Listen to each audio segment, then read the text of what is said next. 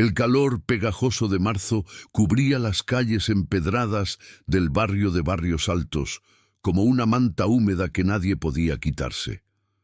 Las casas coloniales, con sus balcones de madera carcomida y sus patios interiores donde crecían bugambilias moradas, albergaban historias que jamás verían la luz del día. En una de esas casonas, en la calle Junín, vivía la familia Salazar. Mariana Salazar tenía 32 años y las manos más ásperas que cualquier mujer de su posición debería tener. Su rostro, alguna vez hermoso, mostraba ahora las cicatrices invisibles de una vida que se había torcido como los callejones oscuros del centro histórico. Vivía con su hijo Sebastián, un muchacho de 16 años, con ojos que parecían haber visto demasiado para su edad, y con Rodolfo Méndez, su segundo esposo, un hombre de 45 años, cuya presencia en la casa era como una sombra amenazante que nunca se movía del todo. Si esta historia te está atrapando, suscríbete al canal y déjanos en los comentarios desde dónde nos estás viendo. Tu apoyo significa todo para nosotros. La primera vez que Rodolfo había levantado la mano contra Mariana fue 3 meses después de la boda. Fue una bofetada que ella no vio venir en la cocina, porque había servido la sopa tibia. Mariana se llevó la mano al rostro ardiente y miró a su hijo Sebastián, que observaba desde el umbral de la puerta con los puños cerrados.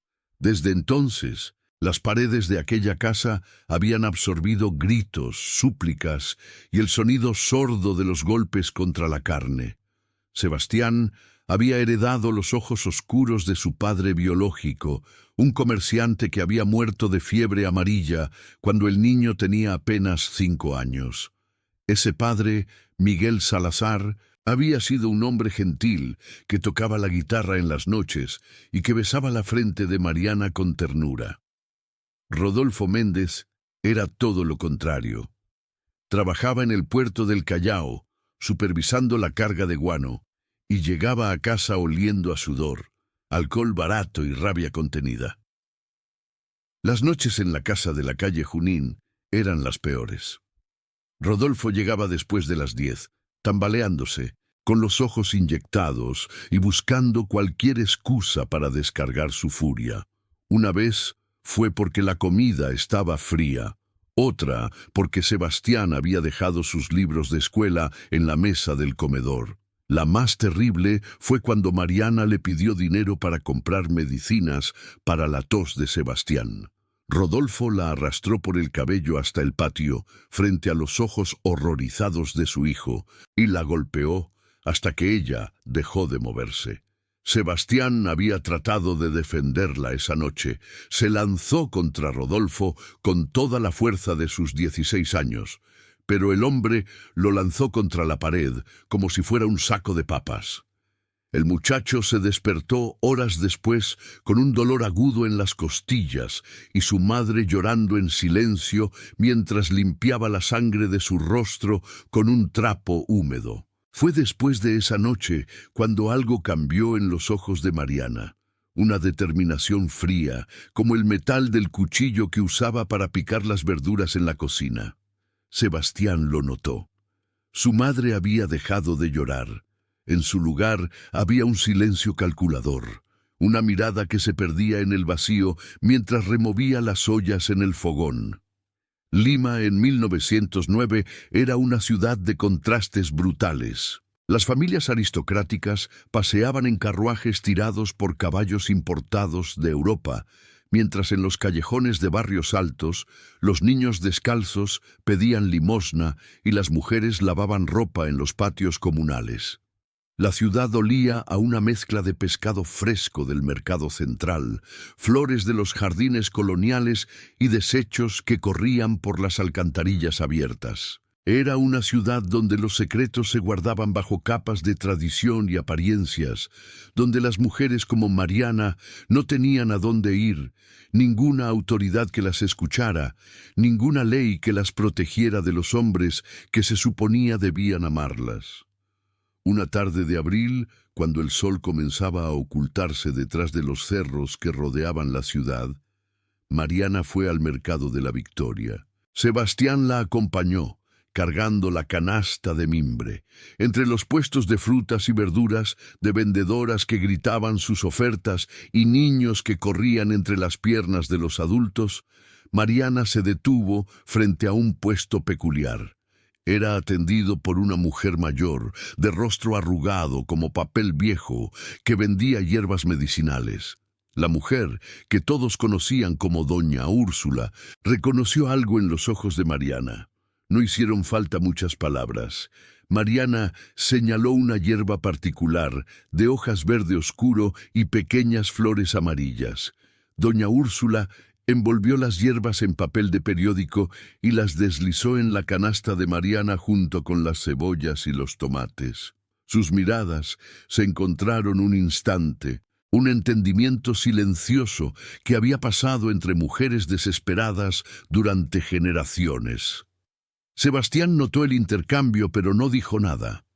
En el camino de regreso a casa, bajo el cielo que se teñía de naranja y púrpura, madre e hijo caminaron en silencio. El muchacho sabía que algo había cambiado, que habían cruzado un umbral invisible del que no habría retorno. Esa noche, Rodolfo llegó más borracho de lo usual. Traía consigo a 2 compañeros del puerto, hombres igual de toscos que él, que llenaron la pequeña sala con sus risas estrepitosas y sus historias vulgares. Mariana les sirvió aguardiente y se retiró a la cocina, donde comenzó a preparar la cena. Sebastián la observaba desde la puerta, viendo cómo su madre picaba las cebollas con movimientos mecánicos, cómo hervía las papas y preparaba el guiso de carne que tanto le gustaba a Rodolfo. En un momento, cuando las voces de los hombres en la sala alcanzaban un crescendo de carcajadas, Mariana sacó las hierbas envueltas en papel periódico. Sus manos temblaban ligeramente mientras las desmenuzaba sobre el guiso, removiendo con cuidado para que se mezclaran con la salsa oscura. Sebastián se acercó y puso su mano sobre la de su madre. Ella levantó la vista. Sus ojos brillaban con lágrimas contenidas y algo más: determinación. El muchacho asintió en silencio. En ese gesto había años de dolor compartido, de humillaciones soportadas, de noches en que se abrazaban mientras Rodolfo roncaba borracho en la habitación principal. Los amigos de Rodolfo se fueron cerca de la medianoche. El hombre se quedó en la mesa del comedor, exigiendo su cena con golpes en la madera. Mariana sirvió el guiso humeante en un plato hondo, añadió papas hervidas y un pedazo de pan.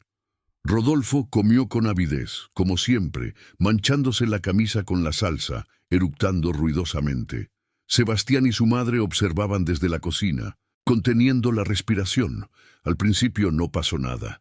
Rodolfo terminó su plato, pidió más, lo devoró también. Luego se levantó tambaleándose, más por el alcohol que por otra cosa, y se dirigió a su habitación. Mariana y Sebastián se miraron con una mezcla de alivio y decepción. Quizás las hierbas no eran lo que doña Úrsula había prometido. Quizás esto solo había sido un acto de desesperación que no llevaría a ninguna parte. Pero entonces, alrededor de las 2 de la madrugada, los gritos comenzaron. Eran aullidos de dolor que despertaron a todo el vecindario.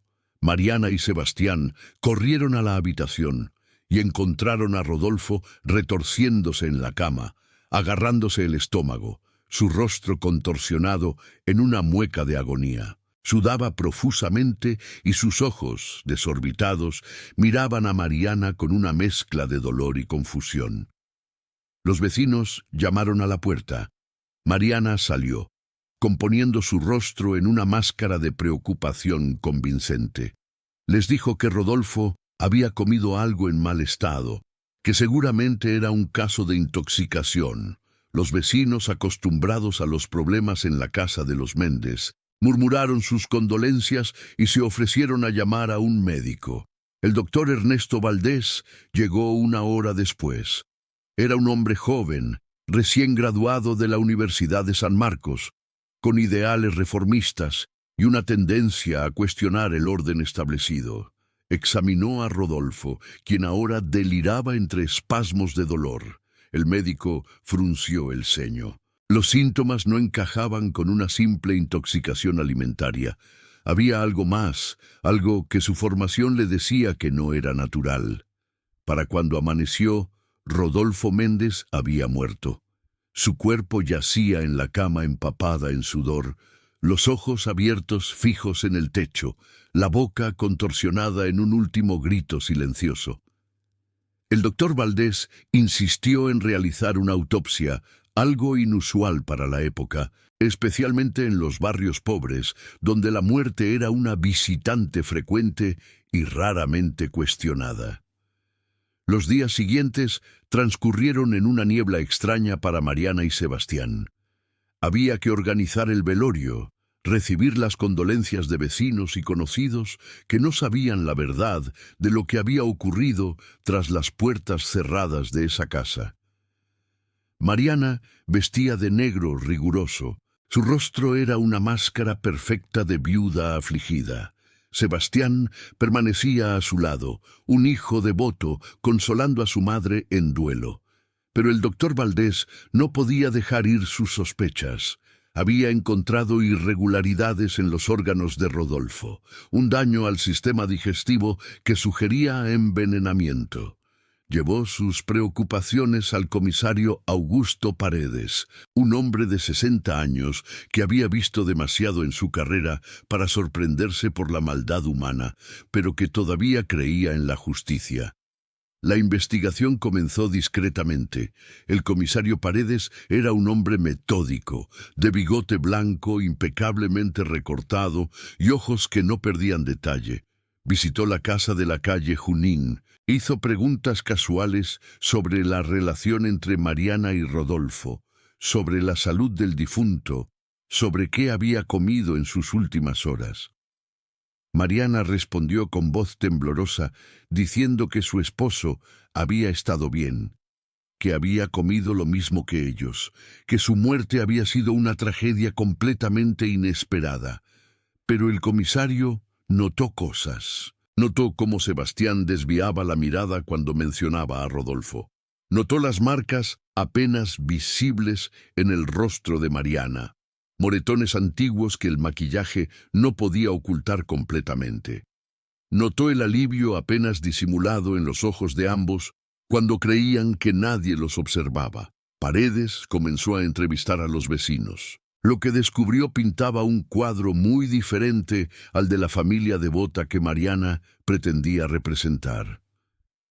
Los vecinos hablaron de los gritos nocturnos, de las visitas del médico para tratar las caídas frecuentes de Mariana, de cómo Sebastián a veces aparecía en la escuela con marcas inexplicables. Una vecina, doña Mercedes, quien vivía en la casa contigua, confesó entre lágrimas que había escuchado los golpes tantas veces que había dejado de contarlas, que sentía vergüenza por no haber hecho nada. Con esta información, el comisario Paredes obtuvo una orden para registrar la casa. Fue un jueves por la tarde, cuando el calor de Lima era particularmente opresivo. Los policías revisaron cada rincón, los armarios, debajo de las camas, en el patio trasero. Fue en la cocina donde encontraron lo que buscaban. Escondido en una lata de azúcar, envuelto en el mismo papel de periódico, estaban los restos de las hierbas que doña Úrsula había vendido a Mariana. El comisario llevó las hierbas al doctor Valdés, quien las examinó junto con un boticario de confianza. La identificación fue rápida y concluyente. Acónito, conocido también como matalobos, una planta altamente venenosa que causaba exactamente los síntomas que Rodolfo había presentado antes de morir. En dosis suficientes, era letal. La detención de Mariana y Sebastián ocurrió un lunes al amanecer. Los vecinos se agolparon en las ventanas y puertas para ver a madre e hijo siendo conducidos por los policías. Mariana iba con la cabeza alta, sin lágrimas, con una dignidad que sorprendió a muchos. Sebastián caminaba junto a ella, su mano buscando la de su madre, encontrándola y apretándola con fuerza. En la estación de policía, en una sala con paredes de piedra que sudaban humedad y una sola ventana que dejaba entrar un rayo de luz polvorienta, el comisario Paredes se sentó frente a Mariana. Sebastián estaba en una celda cercana, su destino aún por decidirse, dado que era menor de edad. El interrogatorio duró horas. Paredes no era un hombre cruel, pero era minucioso. Presentó las evidencias una por una. Las hierbas, el testimonio del doctor Valdés, las declaraciones de los vecinos sobre el maltrato. Mariana escuchaba en silencio, sus manos entrelazadas sobre la mesa de madera rayada. Cuando el comisario terminó, se hizo un silencio pesado en la habitación. Finalmente, Mariana habló. Su voz era baja pero firme. Confesó todo. Contó los años de abuso, los golpes que la dejaban incapaz de levantarse por días, las veces que Rodolfo había amenazado con matar a Sebastián si ella intentaba dejarlo. Habló de la desesperación, de las noches en que rezaba pidiendo que Rodolfo no regresara a casa, de cómo había buscado ayuda en la iglesia solo para que el padre le dijera que debía ser una esposa obediente y soportar su cruz. Habló de doña Úrsula y de las hierbas, de cómo había cocinado el último guiso de Rodolfo, con manos temblorosas, pero con la certeza de que no había otra salida. El comisario Paredes escuchó todo sin interrumpir. Cuando Mariana terminó, el hombre suspiró profundamente. Había visto muchos casos en su carrera, pero este lo tocaba de una manera particular. Pensó en su propia hija, en cómo la había criado en un mundo que le enseñaba que su lugar era servir y obedecer, en cómo el sistema judicial raramente protegía a las mujeres de la violencia doméstica. Pero la ley era la ley. Mariana había confesado un asesinato. No importaban las circunstancias atenuantes, no importaba el contexto de abuso. El Código Penal de 1909 no tenía provisiones para mujeres que mataban a sus abusadores en defensa propia diferida. Mariana y Sebastián serían juzgados por asesinato. El juicio se convirtió en el escándalo de Lima. Los periódicos como El Comercio y La Prensa cubrían cada detalle con titulares sensacionalistas. La viuda envenenadora de Barrios Altos fue el apodo que le dieron a Mariana. Las ilustraciones en los periódicos la mostraban como una mujer de aspecto siniestro, con Sebastián a su lado como un cómplice malvado. La verdad del abuso era mencionada apenas, como una nota al pie en el drama mayor del asesinato. El fiscal, un hombre llamado Ricardo Santillana, de familia adinerada y con ambiciones políticas, presentó el caso como un acto de maldad premeditada. Argumentó que Mariana había planeado el asesinato con frialdad, que había manipulado a su hijo para que fuera cómplice, que el veneno había sido administrado con la intención clara de heredar los pocos bienes que Rodolfo poseía. Ni una sola vez mencionó los moretones en el cuerpo de Mariana, ni los testimonios de los vecinos sobre el maltrato. El defensor público asignado a Mariana y Sebastián era un joven abogado llamado Fernando Cáceres, idealista pero inexperto. Hizo lo que pudo con recursos limitados. Presentó los testimonios de los vecinos, las visitas documentadas del médico por las caídas de Mariana, el historial de violencia de Rodolfo. Argumentó que Mariana había actuado en un estado de desesperación extrema, que no había tenido otra opción, que el sistema había fallado en protegerla. Pero el jurado, compuesto enteramente por hombres de clase media y alta, hombres que veían a sus esposas como posesiones y a los hijos como extensiones de sí mismos, no estaba dispuesto a aceptar que una mujer pudiera tomar la justicia en sus propias manos. Después de apenas 3 horas de deliberación, regresaron con un veredicto: culpable de asesinato con premeditación. La sentencia fue leída en una sala de tribunal abarrotada. Mariana fue condenada a 20 años de prisión en el penal de mujeres de Chorrillos. Sebastián, dada su edad, fue sentenciado a 10 años en un reformatorio para jóvenes. Cuando el juez pronunció las sentencias, no hubo gritos ni protestas. Mariana simplemente cerró los ojos por un momento, como si estuviera rezando o tal vez solo absorbiendo la realidad de lo que vendría. Antes de ser llevados, madre e hijo tuvieron un momento juntos.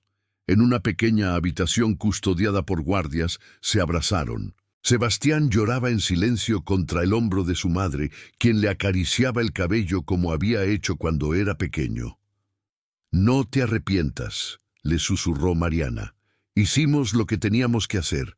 Estamos vivos, y eso es más de lo que podíamos esperar si él hubiera seguido vivo». La historia de Mariana y Sebastián Salazar no terminó con las sentencias. Se convirtió en una especie de leyenda urbana en Lima, una historia que las mujeres se contaban en voz baja, una advertencia y al mismo tiempo un extraño tipo de inspiración. Algunas la veían como una asesina fría que había manipulado a su propio hijo. Otras la veían como una mártir, una mujer que había hecho lo impensable porque el mundo le había cerrado todas las puertas. En el penal de Chorrillos, Mariana encontró una comunidad inesperada. Muchas de las mujeres allí encarceladas tenían historias similares: maridos violentos, padres abusivos, hermanos que las habían vendido.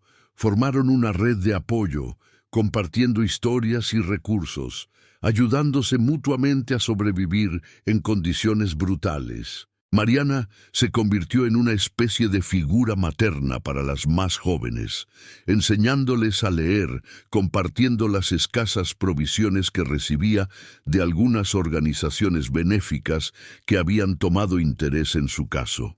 Sebastián, en el reformatorio, tuvo un camino más difícil. Los otros muchachos lo veían con una mezcla de miedo y respeto. ¿Cómo podía un hijo ayudar a matar a su padrastro? Pero con el tiempo, algunos de ellos compartieron sus propias historias de abuso, de violencia en sus hogares. Sebastián descubrió que no estaba solo, que había muchos como él que habían sido forzados a crecer demasiado rápido, a tomar decisiones imposibles. Pasaron los años. Lima cambió. El país entró y salió de crisis políticas, revoluciones y contrarrevoluciones. La Primera Guerra Mundial sacudió el mundo. Aunque Perú permaneció neutral, los efectos económicos se sintieron.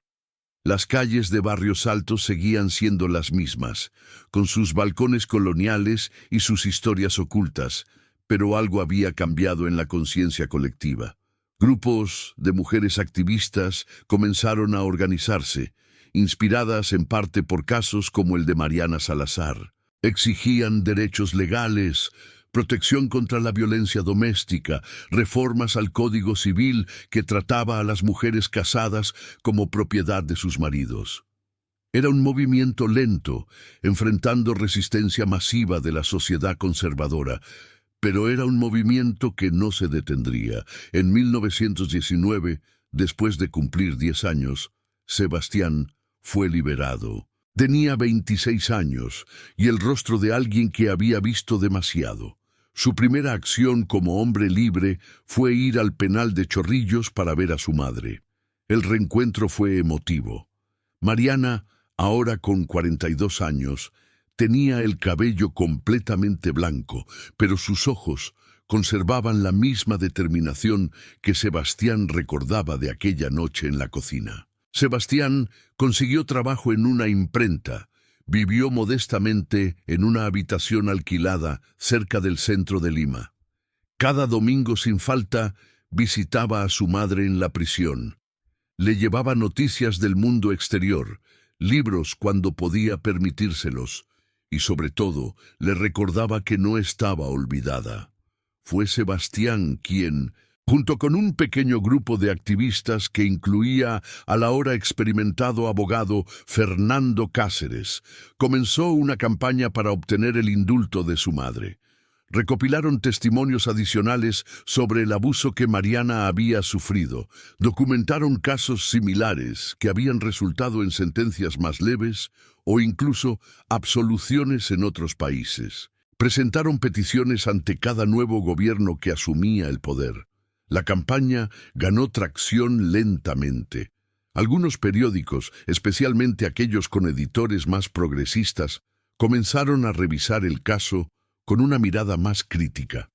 Era justo que una mujer que había sido víctima de violencia brutal durante años fuera condenada por defenderse.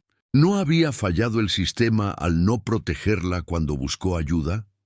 En 1924, 15 años después de su condena, un nuevo presidente asumió el poder con una plataforma reformista. Entre sus promesas estaba revisar casos de injusticia social.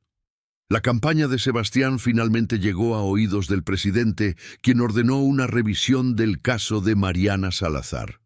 El proceso fue largo y burocrático, pero finalmente, en marzo de 1925, exactamente 16 años después de aquella noche fatídica, Mariana Salazar fue liberada.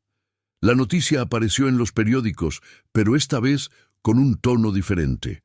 «Mujer liberada después de años de injusticia», decía uno de los titulares. El artículo hablaba de cómo el caso había expuesto las fallas del sistema judicial en proteger a las mujeres víctimas de violencia doméstica. Sebastián estaba esperando en las puertas del penal cuando su madre salió. Mariana, ahora de 48 años, caminó hacia la libertad con pasos lentos, como si no pudiera creer que fuera real. Cuando vio a su hijo, corrió hacia él con una energía que contradecía sus años de prisión. Se abrazaron largamente llorando, mientras los periodistas que habían venido a cubrir la liberación tomaban notas y fotografías. La vida después de la prisión no fue fácil para Mariana. El estigma de ser una asesina la seguía, aunque algunos la veían como una heroína trágica. Vivió con Sebastián en su modesta habitación hasta que pudieron permitirse algo mejor. Con el tiempo, Mariana encontró trabajo en una organización de caridad que ayudaba a mujeres en situaciones de violencia doméstica. Su experiencia personal le daba una perspectiva única, y muchas mujeres que acudían buscando ayuda se sentían comprendidas por ella de una manera que nunca habían experimentado antes. Sebastián se casó en 1927 con una maestra de escuela llamada Isabel, una mujer compasiva que conocía su historia y lo amaba no a pesar de ella, sino incluyéndola. Tuvieron 2 hijos y Mariana se convirtió en la abuela devota que nunca había podido ser en su juventud. Cuando cuidaba a sus nietos, a veces se le escapaban lágrimas pensando en todo lo que se había perdido, pero también en todo lo que había ganado. La libertad, la vida de su hijo, la oportunidad de ver un futuro que una vez había parecido imposible. Los años siguieron pasando. Lima continuó creciendo, modernizándose, aunque lentamente. Las leyes comenzaron a cambiar, aunque no tan rápido como muchos hubieran deseado. Se establecieron refugios para mujeres víctimas de violencia, aunque siempre con fondos insuficientes. El divorcio se volvió legalmente posible, aunque socialmente estigmatizado. Eran pequeños pasos, pero pasos al fin. Mariana vivió hasta los 72 años.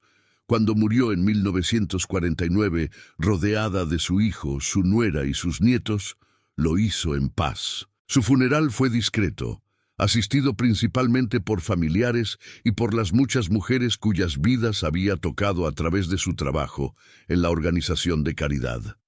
El padre que ofició la ceremonia, un hombre joven y progresista, habló no de pecado y castigo, sino de supervivencia y redención, de cómo a veces la justicia divina y la justicia humana no coinciden, y de cómo Dios entiende las decisiones imposibles que las personas deben tomar cuando no tienen ninguna otra opción. Sebastián vivió muchos años más. Se convirtió en abuelo y luego en bisabuelo.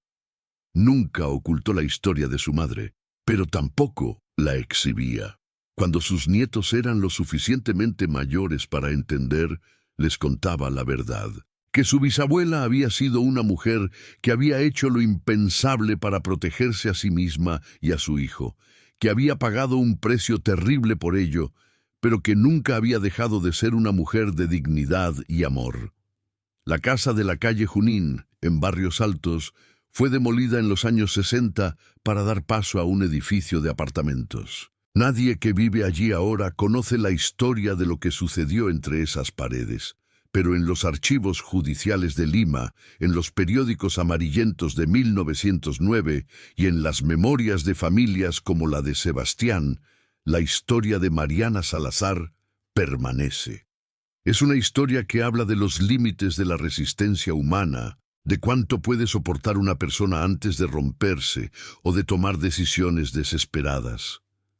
Es una historia sobre un sistema que falló, sobre una sociedad que prefería mirar hacia otro lado antes que confrontar la violencia que ocurría tras las puertas cerradas. Es una historia sobre el amor entre madre e hijo, un amor tan fuerte que estaban dispuestos a cruzar la línea más definitiva para protegerse mutuamente. Los historiadores que estudian el período debaten sobre el caso de Mariana Salazar. Algunos lo ven como un punto de inflexión en la conciencia social sobre la violencia doméstica en Perú. Otros argumentan que fue simplemente uno más de muchos casos trágicos que reflejaban las realidades brutales de la época. Pero todos están de acuerdo en que es una historia que merece ser recordada, no glorificada, sino entendida en toda su complejidad moral.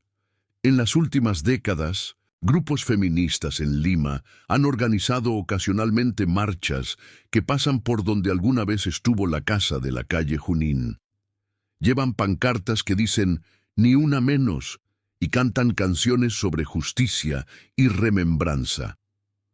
Algunos llevan flores, dejándolas en el lugar aproximado donde alguna vez estuvo la cocina donde Mariana tomó la decisión que cambiaría su vida para siempre. La historia de Mariana y Sebastián Salazar nos recuerda que la historia no está hecha solo de grandes eventos políticos y figuras heroicas. También está hecha de decisiones privadas tomadas en cocinas oscuras, de supervivencia en sus formas más crudas, de amor expresado a través de acciones que la sociedad puede juzgar, pero que solo los que las vivieron pueden verdaderamente entender. En 1909, en una ciudad que estaba cambiando, pero que aún estaba profundamente arraigada en tradiciones patriarcales, una mujer y su hijo tomaron una decisión que los perseguiría por el resto de sus vidas. No fue una decisión fácil, ni siquiera necesariamente la correcta según cualquier marco moral absoluto, pero fue una decisión humana, tomada por personas acorraladas, sin opciones, buscando la única salida que podían ver. Y en esa humanidad complicada y dolorosa, reside el verdadero horror de esta historia. No en el acto de envenenar y servir a Rodolfo Méndez, sino en el sistema social que había creado las condiciones donde tal acto parecía la única escapatoria posible. El verdadero horror está en imaginar cuántas otras Marianas hubo, y cuántas mujeres que no encontraron incluso esa salida terrible, que simplemente soportaron hasta que la muerte las liberó, ya fuera por mano de sus abusadores o por el agotamiento de espíritus rotos. La cocina donde Mariana desmenuzó aquellas hierbas ya no existe. La mesa donde Rodolfo comió su último guiso fue quemada hace décadas, pero la memoria persiste, transmitida de generación en generación, un recordatorio sombrío de los tiempos que esperamos haber dejado atrás, pero cuyos ecos todavía resuenan en las estadísticas de violencia doméstica que siguen siendo demasiado altas, en las mujeres que todavía buscan refugio, en los hijos que todavía crecen en hogares donde el amor está ausente y el miedo es constante. Lima ha cambiado mucho desde 1909, Es ahora una metrópolis de millones, con rascacielos modernos junto a estructuras coloniales, con problemas contemporáneos que habrían sido inimaginables hace más de un siglo. Pero en sus calles más antiguas, en barrios como Barrios Altos, que todavía conservan algo de su carácter histórico, las historias del pasado se sienten cerca, como si las paredes mismas guardaran memoria de todo lo que han presenciado. La última vez que alguien documentó la historia completa de Mariana y Sebastián Salazar fue en 1985, cuando un historiador local llamado Mario Vega publicó un libro sobre crímenes históricos en Lima. Dedicó un capítulo entero al caso utilizando documentos judiciales, artículos de periódicos de la época y una entrevista que había logrado hacer con uno de los nietos de Sebastián. El libro no fue un bestseller, pero se convirtió en una referencia para estudiosos del período. En la introducción a ese capítulo, Vega escribió algo que captura la esencia de por qué esta historia sigue resonando más de 70 años después del hecho. El caso de Mariana Salazar nos obliga a confrontar preguntas incómodas sobre justicia, moralidad y supervivencia. ¿Cuánto debe soportar una persona antes de que la violencia en respuesta se vuelva comprensible, si no justificable? ¿Quién es más culpable, la mujer desesperada que envenena a su abusador o la sociedad que permitió que el abuso continuara sin intervención? Estas son preguntas que no tienen respuestas fáciles y tal vez no deberían tenerlas. Lo que sí sabemos es que esta historia, como tantas otras de su época, nos habla de un tiempo cuando las opciones de las mujeres eran tan limitadas que incluso el acto más drástico podía parecer la única salida. La verdad es que nunca sabremos exactamente qué pasaba por la mente de Mariana cuando removía ese guiso, añadiendo las hierbas letales con manos que habían preparado miles de comidas para su familia. No podemos saber si dudó en el último momento, si consideró otra salida, si sintió arrepentimiento incluso cuando lo hacía.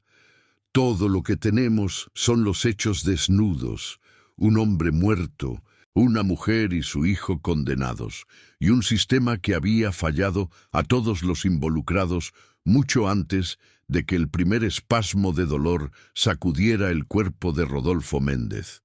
Lo que sí sabemos, gracias a las cartas que Mariana escribió desde la prisión y que fueron preservadas por Sebastián, es que ella nunca se arrepintió del resultado, aunque lamentaba el método. En una carta escrita en 1915, 6 años dentro de su condena, escribió: «Sebastián, mi amado hijo, si pudiera volver atrás, buscaría otra manera. Pero no me arrepiento de que él ya no esté. Cada día que despierto y sé que tú estás vivo y a salvo, que no estás bajo su sombra terrible, vale cada día que paso entre estos muros. Hice lo que una madre hace, proteger a su hijo con todo lo que tenía, incluso si lo único que tenía era un puñado de hierbas y la determinación de que no nos destruiría». Esa carta, preservada en una caja de metal oxidada junto con otras pertenencias de Sebastián, fue donada eventualmente a un archivo histórico en Lima. Cualquiera puede verla ahora, la tinta descolorida pero aún legible, las palabras de una madre a su hijo atravesando décadas. Es uno de los documentos más solicitados del archivo, especialmente por estudiantes de historia y género que ven en las palabras de Mariana un testimonio poderoso sobre la agencia femenina en circunstancias imposibles. La historia de Mariana y Sebastián Salazar es, en última instancia, una tragedia, sin villanos simples ni héroes claros. Es una historia sobre personas reales, atrapadas en circunstancias terribles, tomando decisiones que cambiarían sus vidas para siempre. Es una historia que nos hace cuestionar nuestras propias certezas morales, que nos obliga a considerar qué haríamos en sus circunstancias, aunque esperemos nunca tener que descubrirlo. Y así, más de un siglo después de aquella noche de marzo, en 1909, La historia persiste, se cuenta en clases de historia, se debate en círculos académicos, se susurra en conversaciones sobre justicia y supervivencia. La cocina ya no existe, los protagonistas hace tiempo que fallecieron, pero la historia vive. Un recordatorio permanente de que a veces la vida no ofrece opciones buenas, solo opciones menos terribles, y que la supervivencia a veces requiere decisiones que ninguna persona debería tener que tomar. En las calles de Lima, si caminas por barrios altos en una noche cálida, cuando el bullicio del día ha dado paso a un silencio relativo, casi puedes imaginar cómo era en 1909. Los balcones coloniales aún proyectan sombras en las calles empedradas. Las casas aún guardan secretos detrás de sus puertas cerradas. Y tal vez, si escuchas con atención, puedes oír el eco de todas las historias no contadas, de todas las Marianas y Sebastianes cuyos nombres nunca aparecieron en los periódicos, cuyas decisiones desesperadas nunca fueron juzgadas en corte, que simplemente vivieron y murieron en silencio, dejando apenas una marca en los registros históricos. Esta es su historia, contada no para glorificar la violencia, sino para entender la desesperación, no para juzgar, sino para recordar, no para ofrecer respuestas fáciles, sino para hacer las preguntas difíciles que todavía son relevantes más de 100 años después. Porque mientras existan personas atrapadas en situaciones de abuso sin salida aparente, mientras los sistemas fallen en proteger a los más vulnerables, la historia de Mariana y Sebastián Salazar seguirá siendo dolorosamente relevante.